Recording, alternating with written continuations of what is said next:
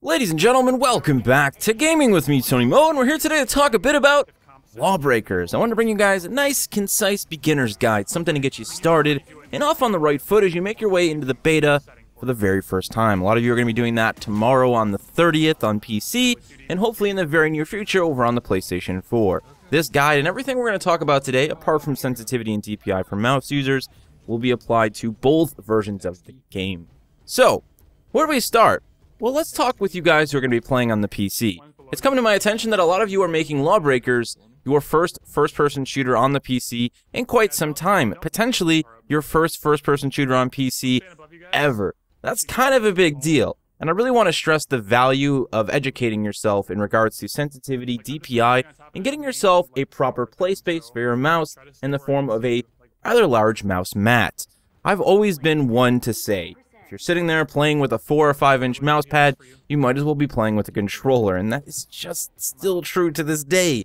In order to get the most out of a mouse, to get that combination of precision and speed that you see so many people have when they play a first-person shooter on the PC, you need a nice large surface area, one where you can tweak and modify your sensitivity and your DPI without restriction, without ever worrying about running out of mouse mat space.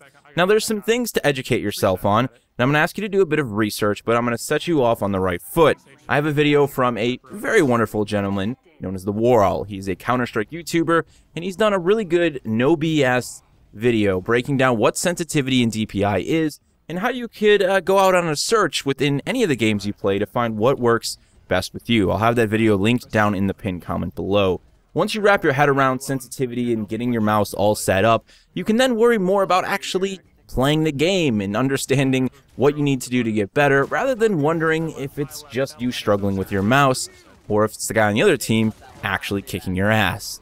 Let's move forward though and actually talk Lawbreakers, and I want to start by talking about the game modes. We've got 4 modes available in the beta currently, including Blitzball, Overcharge, Turf War, and the recently added Uplink, which is basically a modified take on Overcharge.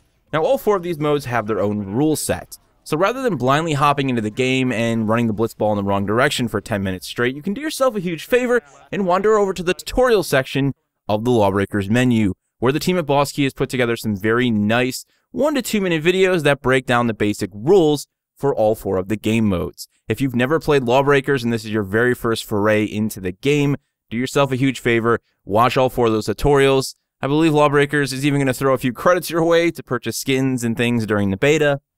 And you're going to be able to head into your very first match, since all of the game modes are pulled into one search, by the way, and at least have a basic understanding for how these modes work, so your battle medic doesn't have to yell at you after he wastes all his healing on you just to watch you run the blitzball back into your own base.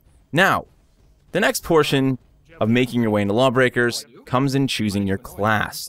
I want to make it very clear, while I am going to cast some recommendations your way, I feel that it's important to try out all of the classes and find the one that best gels with you. Each class can offer up a different play style and a different set of mechanics and abilities that might work better for what you want when it comes to playing Lawbreakers, whether it's playing alone or playing with a group of friends. So give them all a go and really try and find one that you like from a visual appearance, you like their character design, but that you also like mechanically, and of course one that seems to work best for your personal play style. Now, if you want to learn about the classes, turns out Boss Key's got you covered there as well. Built in-game is a slew of tutorials that looks at every single one of the classes. Now I plan on doing more in-depth guides down the line for the classes, including one for the Juggernaut during the beta, but that's a great place to start to at least get a basic understanding for what each class does, how they function, and how their abilities works. So let's move on to my personal recommendation. I wanted to pick 3 classes that had a relatively good amount of diversity in terms of how they played in-game, and even when we look at their skill floor and their skill ceiling, making sure that there's some that seem a little bit more accessible than others, so on and so forth. So let's kick things off by talking about the Enforcer. The Enforcer is, I think, a great character for people making their way to mouse aiming in a first-person shooter for the very first time. This is a character with an automatic rifle where you're going to be able to work on tracking and active targeting with your mouse. You're also going to be able to focus on burst firing, as the air raid or assault rifle that the Enforcer has is great at long, medium, and even close range, but when it comes to those long-range engagements, you definitely want to burst and tap fire. Controlled fire is going to get you accurate damage And it's also going to let you go for those headshots when you get really good, which definitely helps you drop targets much, much quicker. Now, when things get feisty and you've got a lot of targets in your face, or you simply run out of ammunition in your air raider, you can switch to your secondary pistol, which is a shotgun pistol. It's called the Badger Shock Pistol. This thing is absolutely brutal, and it tears apart squishies like the Wraith and the Assassin, who are going to try and get in your face to lay in some combo melee damage. That is definitely the go-to weapon. And while the Enforcer is great, even in close quarters, it's far easier to pull out something with a wide spread like the Badger to deal with enemies in close quarters combat. I cannot recommend it enough. Now, the Enforcer may seem like your sort of basic character, the soldier-type guy, and his ultimate kind of carries into that theme. The Bloodhound missiles allow you to lock on and fire tracking missiles on targets. It doesn't really feel that overpowered in my opinion. I know they nerfed it a couple times during the beta. It's definitely easy to dodge even in 0G if you're knowing what you're doing as the other team, so it's about having the right setup. But really the more interesting side of the Enforcer comes from his other two abilities. The first one is the Electro Mag Charge. So this is this grenade that you can actually throw out. It will cause a little bit of damage to enemies, but more importantly, it will silence them, preventing them from activating any of their abilities for a short period of time. This is a great little, like, sort of crowd control, micro control tool. You can push in with your team, disable a Juggernaut so they can't actually put up their shield when you're trying to run the Blitzball, for example. This is a really powerful tool. Right now, again, the Enforcer kind of just being played off like, it's the easy guy, but when people start getting really good with the Electro Mag, and also with the Distortion Field, which we'll talk about next, this is going to be a class that can really support their team in making aggressive pushes or, holding back the enemy team on defense. There's a lot here to learn about. So let's talk about the Distortion Field. It's just that. You create a Distortion Field around the Enforcer, which will increase his movement speed, fire rate, and reload rate. Turns out, though, anyone in the immediate area, when it's activated, will also benefit from that. Now, you have to pay attention because the Distortion Field does burn your fuel. You can simply toggle it on and off. But this is, again, a great tool for supporting your team while they make active pushes. Maybe they're running the Blitzball. You want to give them a bit of a speed boost, a reload boost, and also buff up your own DPS while you hold the line. This is a great ability. And combined with that Electromag charge, it makes the Enforcer a little bit more deep than you would have thought they were at the start. Definitely a class worth messing around with. Next on my list is the Wraith. Now, I know what so many people are already thinking who play the game, like, Tony, the Wraith, really, the Wraith's pretty hardcore, man. Here's the thing. The Wraith may seem hardcore, but the Wraith is actually, in my opinion, one of the most powerful classes in the game right now because his primary machine gun pistol, the Spector, is super powerful right now. It does an insane amount of damage. It's relatively easy to use. Again, at longer ranges, you want to sort of tap fire 3 to 4 round bursts, but in close quarters, you can just spray targets down with this thing. The other thing that I mentioned was that I wanted to have a diverse selection of these classes, one that might encourage further growth from players who give them a go. When you look at the Wraith and the way his abilities work, so you've got your alt fire as a melee, you have another ability that allows you to slide, so you're basically working on comboing melee and gunfire damage here. Your slide can actively damage targets, you can then string that into a knife, and then finish up a target with the pistol if you need to. And your passive ability actually allows you to double, triple jump, wall jump. It just makes for a very mobile character archetype, and I think this is a great place for people to get into the high-speed nature of Lawbreakers, because the game does get very fast. Regardless of the class you play, there are just times when the game gets crazy chaotic and crazy fast. So if you can get comfortable with the Wraith and really work on comboing all these abilities to maximize your damage and to stay alive as a squishy target, it's definitely going to make you a better player. So I think it's a class worth messing around with. Plus, when you blend all those things together, and then when you break out the Wraith's ultimate ability and slow group of players to watch your team just slaughter them, it's really grin-inducing. Stabbing people in the face with a knife is a lot of fun, which is why I recommend the Wraith to anyone making their way into Lawbreakers or first-person shooters on the PC for the very first time. Last, but definitely not least, we have my favorite class in the game right now, the Juggernaut. The Juggernaut got a really big boost with the third beta here. Potentially too much of a boost, but that's for a different discussion. Right now, the Jug is your go-to defensive, close quarters powerhouse and mastermind. This is the character that is going to work really well for holding down the point in a mode like Overcharge, Uplink, or in Blitzball. Someone who can prevent the enemy team from making those Blitzball dunks, from stealing your Uplink, and breaking your Overcharge charge. The thing to note about the Juggernaut is that it's all about smart positioning. Because this is a class that has this shotgun that has relatively good medium, even slightly long-range damage, you still need to really focus on being in the right place at the right time to get the most out of it. Yes, you can do chip damage at long range, And the shotgun, the Instigator shotgun, actually really lends itself to that because it has a consistent shot pattern. So you're looking at a 3x3 grid, which is actually represented by the weapon's reticle. So you could land 2 shots or 1 shot or even 4 shots, just get a small package on your target and do damage at longer ranges. It works really well in that respect.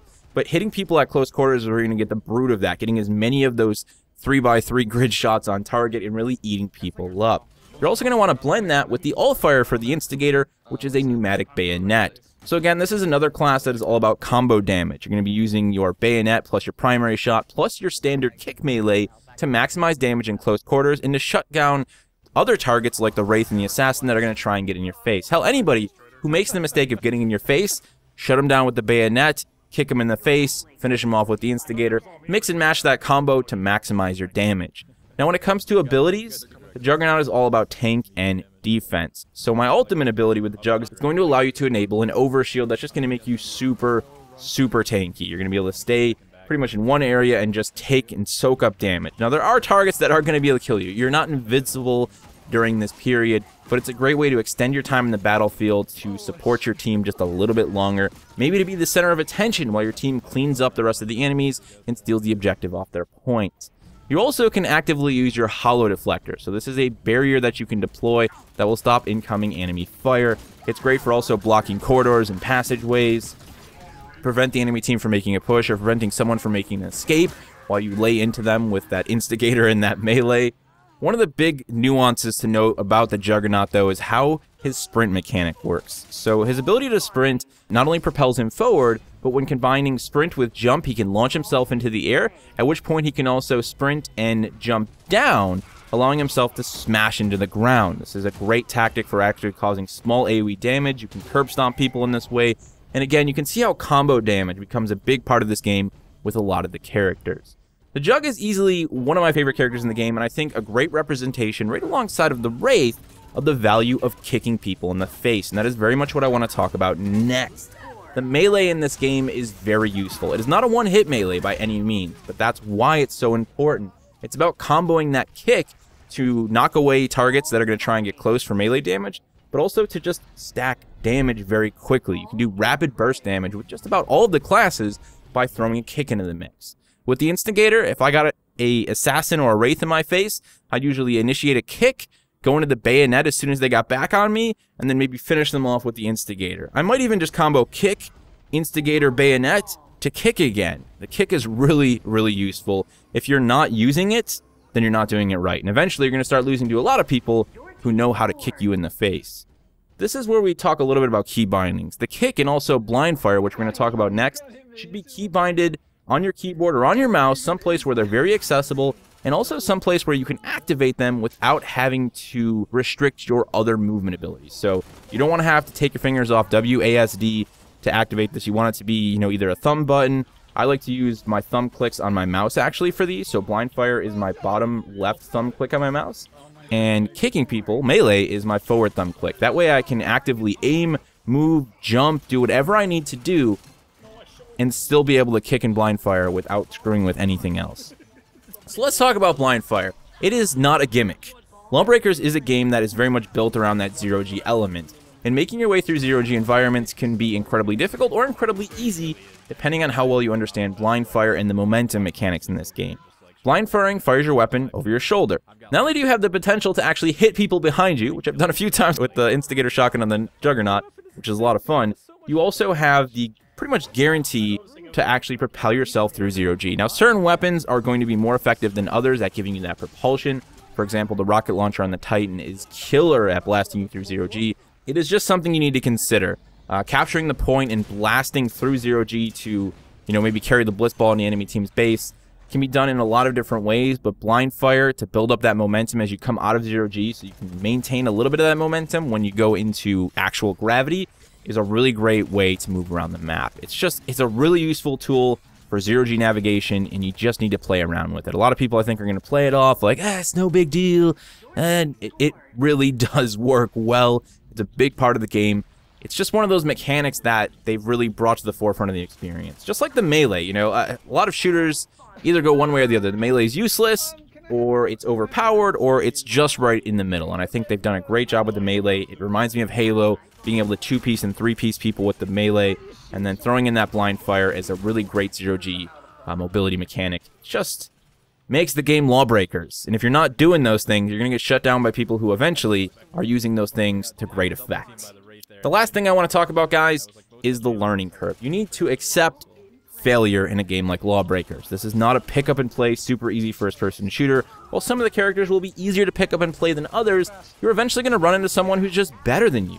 You can do a couple things at this point. You can start blaming the game and talking about OP and imbalance. Even if those things may be the case, you're not going to become a better player by simply complaining about them. No one is out there on the battlefield right now of this game being the best possible player they can be. So there's no reason to start worrying about what's overpowered and what isn't. It's more important that you worry about the mechanics and ask yourself this one big question. After I've just failed, I've been beaten out by another player, what did I do wrong? And how can I not do that same thing wrong the next time I go into that situation or a similar situation? It's all about looking at the outcome and deciding how you can make it in your favor next time around. There's a lot of mechanics, there's a lot of layers and elements and nuance to all of the characters and classes in this game. It's going to take some getting used to, but that's where the fun of playing a new game comes in. So embrace that, have a good time, mess around with the different classes, find one that gels best with you, but most importantly, don't let yourself get frustrated the moment you start to be outplayed. Use that as a learning experience to become a better player in Lawbreakers. Thank you guys so much for watching. If you have anything you'd like to suggest in the form of guides for Lawbreakers moving in the future, now is the time to start throwing them my way. I've already got a lot of things planned, including more full-fledged guides as we push towards the game's full release and beyond that. Thank you so much for watching, and as always, remember to play smart, remember to play to challenge yourself, but most importantly, remember to play for fun.